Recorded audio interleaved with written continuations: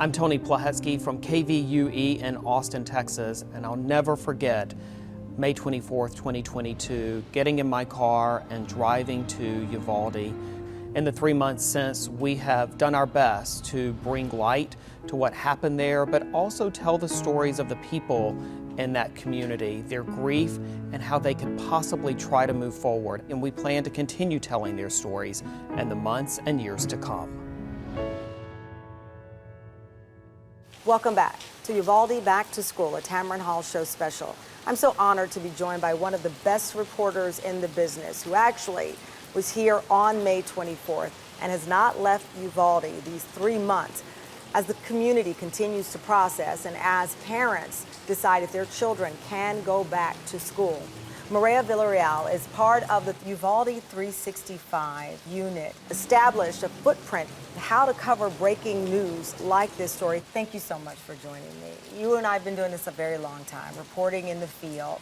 The Uvalde 365 unit was a necessary, necessary component of reporting, because this story, like no other, needed that round-the-clock attention. What has it been like for you for these 3 months? I mean, it's gut-wrenching at times and also very rewarding at the same time. And so for me, you know, I was desperate to do something like this because I was tired of hearing people say, especially on a national level, you guys fly in and fly out. And that's not by choice. I don't want to do that. I want to sit and stay with you and help you through this, but you can't. Because the news cycle is so vicious right now. But for me, I think personally, I've had to learn to take breaks. I've had to learn to take a few weeks in and then take a few weeks out. And in the few weeks out, I've got to try and do things that have nothing to do with Uvalde. You're a mom. Yes. And when Newtown happened, I did not have Moses yet. And of course, my heart broke like all of ours. And now I have a son that I will be taking to school. It does change you. It does.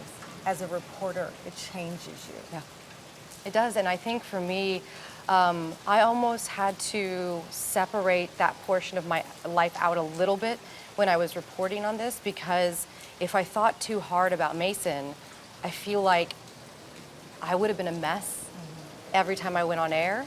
And so for me, I wear these rings with me. I take them with me everywhere I go. And it has his first and name and middle name on there. And I fiddle with them quite a bit, but I think that helps me.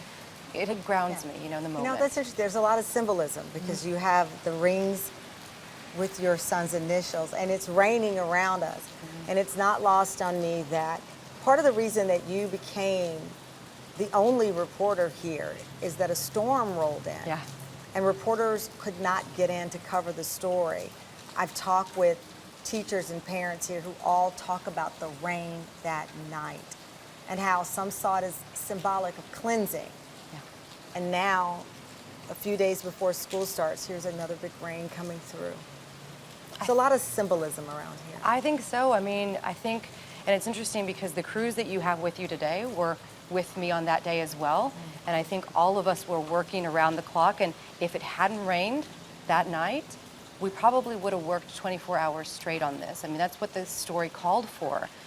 But we knew it was coming. We all took that break. And I just remember going back to this motel here in town, and I didn't care what I was sleeping on or what I had on. And I remember being in the bed and just crying myself to sleep in the moment, because I needed it. I needed to let it go so I could get up the next morning 3 hours later and do it all over again. Well, thank you so much, and thank you for being the best of what we are supposed to be, which is the storyteller.